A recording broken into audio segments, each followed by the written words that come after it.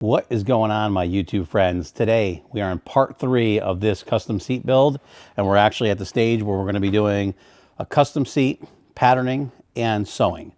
We're hoping that the video we could do both today, fingers crossed. Now before I get started, I wanted to thank everybody. We launched that affiliate program where you could actually click on the links in our description or go to our website, atomiccycleworksgarage.com, and you could click on copycat link, and that shows all the stuff we use. You could click on that and go and buy it. And I was actually shocked at how many people did. So thank you guys very much for going on there and utilizing this program where you could purchase the same stuff that we use.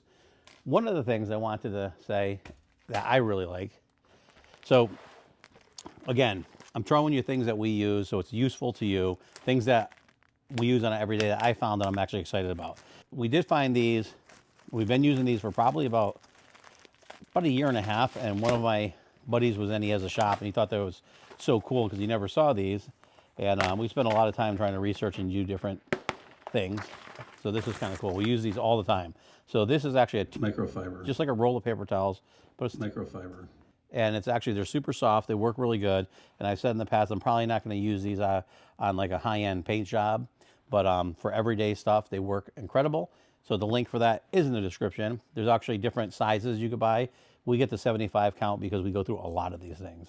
They are in there, so if you like them, check them out. Okay, so the first thing we're going to do is we're going to mark this. A lot of times it's nice to actually put the cover back on the seat, because on a motorcycle seat, these things have crazy shapes to them. So you can put this on.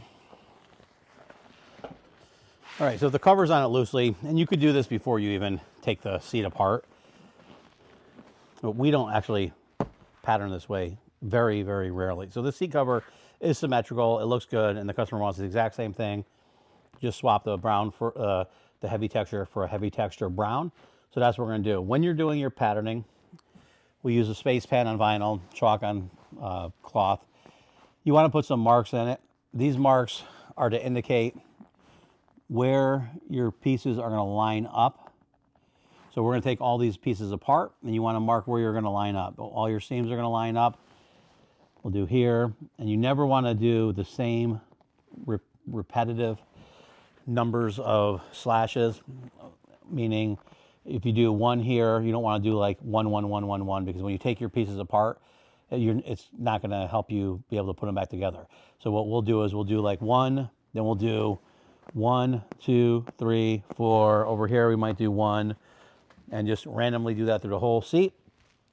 A lot of seats like this, I actually don't do this anymore because I've done so many of these seats, I kind of know exactly where they go. But if there's anything, like your center lines are really important, and this one here, I'll show you, has center lines on it. The factory seats already have their markings on it. So if you look at the covers here, you can see the little V's. I don't know, hopefully you can see that, but there's little V's on here.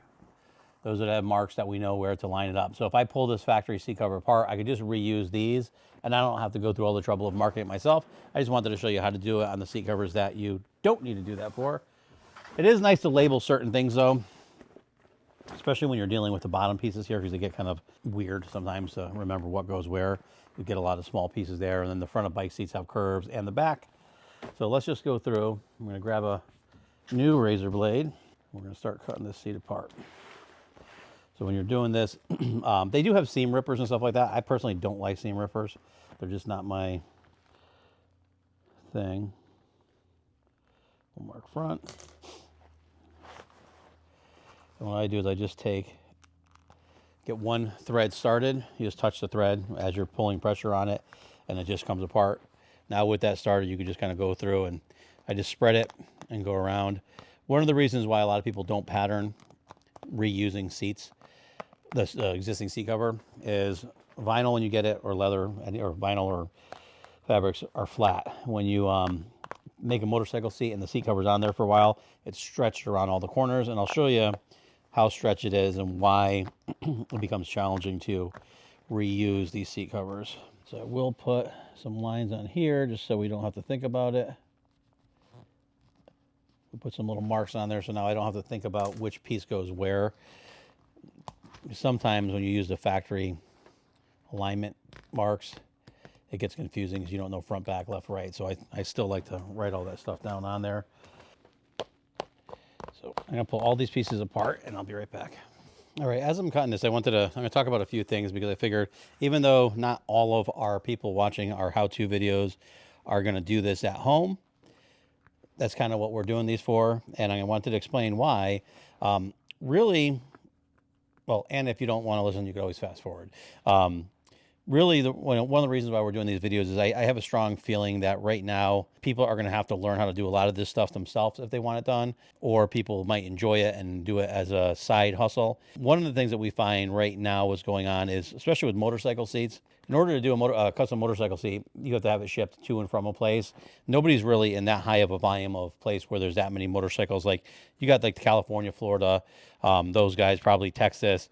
But in all those areas, there's major motorcycle seat manufacturers already there. So it's kind of hard to start off and compete with those places. And they actually have a lot of stuff locked down. They have many years of experience. They have patterns and processes and all that stuff, which is hard to do when you're a small guy that gets that level. Not to say that it can't be done, because we know that one of you out there is going to do it. What ends up happening is for a average Joe shop, someone has to send you a seat. So it's going to be, right now, shipping's probably $80 to $150 each way.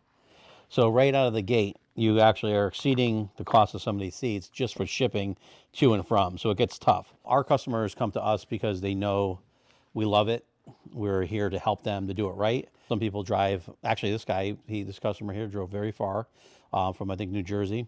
And then unfortunately has to deal with us dragging ass like we always do. And I will say, don't send us your seat unless you want us to do it and you're patient, because we're a small shop and a lot of shit happens in a small shop that you have to deal with. And I appreciate the people who are patient with us, and I get it.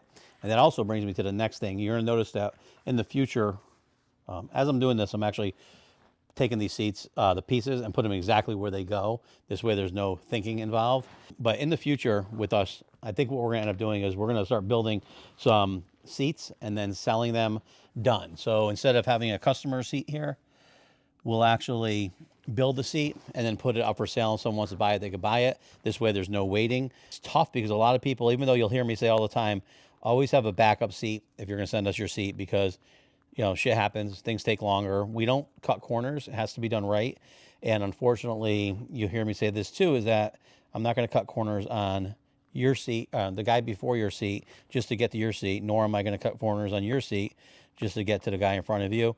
And because we're a small shop, we're dealing with real life stuff. We have medical issues and personal issues, and Lewis will get his car totaled. And, we have like a lot of stuff. And when you're a small shop, unfortunately, that's what kind of dealing with small shops is about, unfortunately. For you guys that are wanting to do this at home, it's a great way to learn a really cool trade, and maybe whether you're doing it, like I said, on the side or for yourself, you'll get to see us doing it. And like I said, you could buy the products where we buy them, or, products that we use, you could purchase, and hopefully help you out do that. Because I don't really think, oh, hold on one second, let me grab this.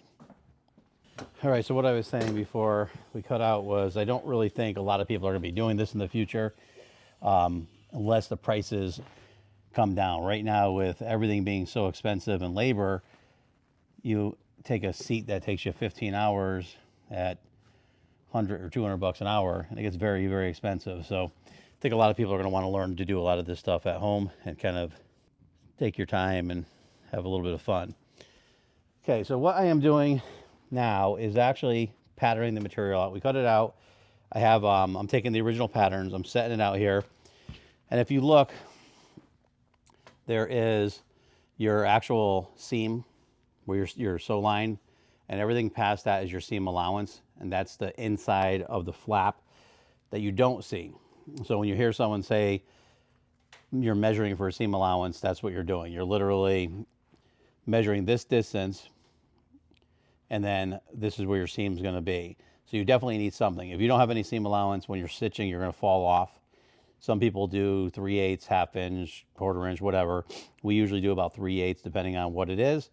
And then afterwards, sometimes you have to trim that off. As I'm going around, those little V's that I showed you, here they are. Those are the little marks. So I always use a razor blade to put them in. I've been doing it for so long that it's kind of faster for me, but they do make tools. Here's a inexpensive one. And all this does is it's just actually an upholstery notcher. You put it on your material and you clip it. These ones you got to be careful if you're doing a 3/8 seam allowance, because this will go right up to it and over it. This is a 1/2 inch here, so you look at the 3/8.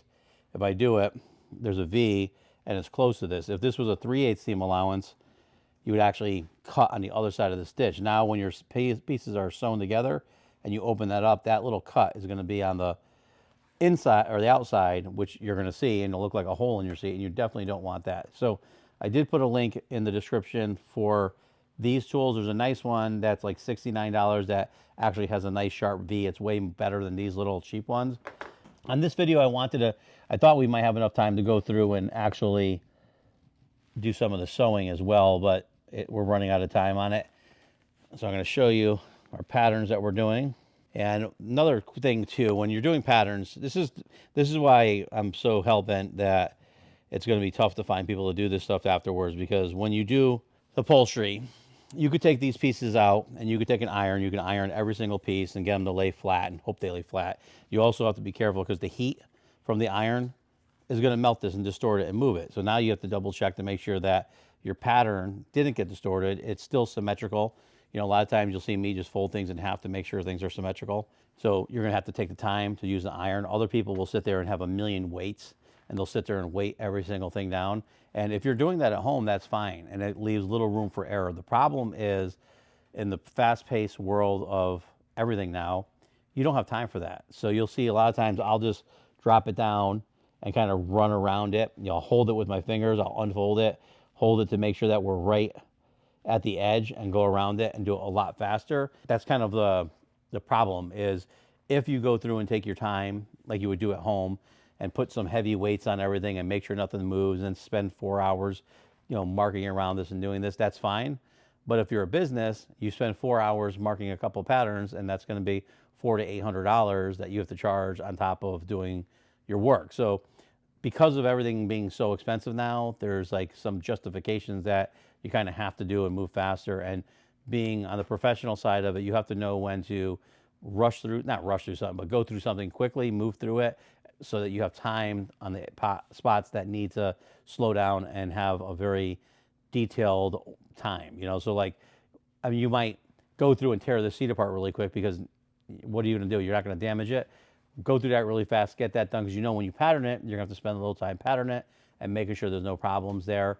And it kind of goes like with every industry. Everything you do now has been turned into such a production. You know, if you're a builder, you know, you can't just sit there like the old woodworkers and take forever on stuff. You watch them build a house, they build it in 2 seconds and frame everything, and it's just a very fast production.